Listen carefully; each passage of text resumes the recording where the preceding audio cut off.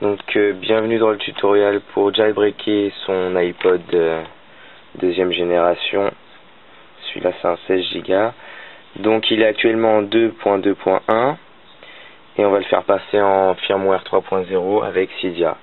Donc tout d'abord vous le connectez à l'ordinateur, iTunes, et on va restaurer et installer le firmware 3.0.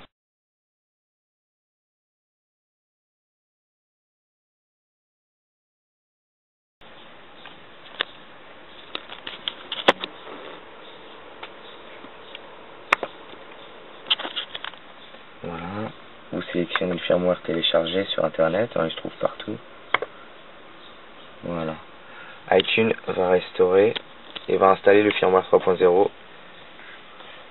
sur l'iPod. Voilà.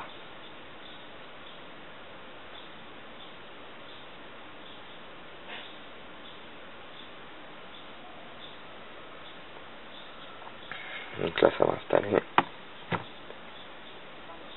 C'est parti.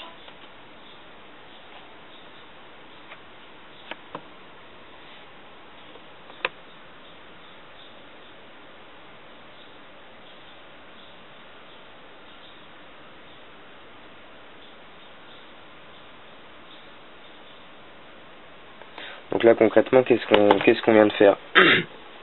Ici j'avais un iPod 2G qui était en 2.2.1 qui était déjà jailbreaké, mais bon j'ai voulu le faire passer en 3.0.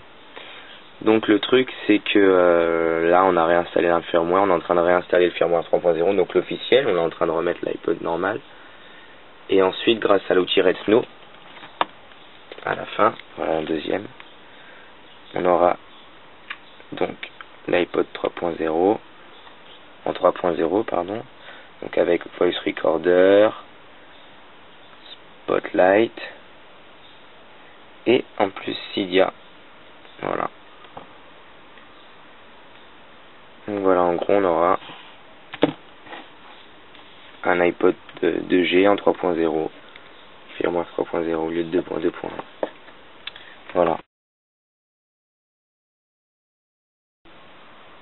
Ok, donc nous voilà dans la deuxième partie du tuto. Donc voilà, donc iTunes a bien installé l'OS 3 sur l'iPod Touch. Ça marche correctement. Hop. Voice Recorder installé, Spotfinder, c'est parfait. Voilà. Sauf que il n'est pas encore jailbreaké, donc on va le jailbreaker. Pour ce faire, on ouvre le logiciel de Redsn, pardon. Version 0.7.2 disponible sur le site de la DevTeam.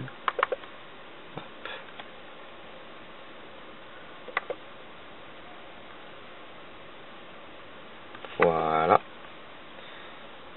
Donc il nous demande de chercher un firmware. Donc on va prendre le firmware qu'on a utilisé pour installer sur l'iTouch. On le prend. Voilà. Next. Voilà, il patch le firmware.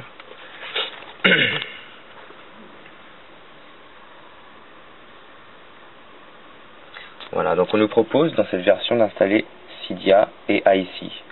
Personnellement, je suis pas un défenseur d'IC, Cydia c'est amplement suffisant et c'est l'installeur le plus utilisé. Donc voilà. Donc maintenant, on nous demande d'éteindre l'iPod tout simplement. Donc on va le faire. On éteint l'iPod.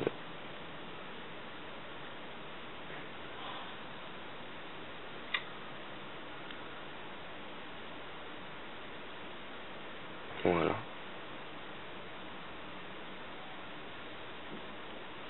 Voilà. Et de le laisser connecter. C'est très important.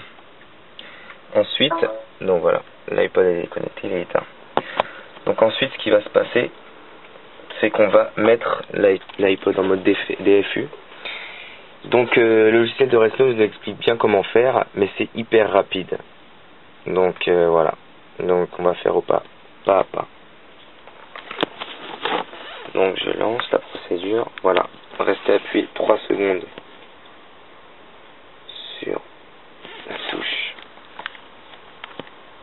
Power, ensuite appuyer sur le bouton Home, ne pas lâcher la touche Power. Au bout de 10 secondes, on lâche la touche Power, mais on reste appuyé sur Home pendant à peu près, je dirais, 20 à 30 secondes. Voilà. Et c'est parti. Donc là, Retno est en train de nous installer le firmware jailbreaké. Il y a droit à une jolie image. Voilà. Donc on attend la fin de cette install.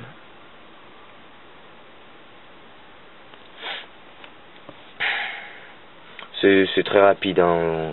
2-3 minutes, vous voyez, on peut jailbreak facilement pour les initiés. C'est très simple. Donc voilà. Done. Donc on attend un petit peu.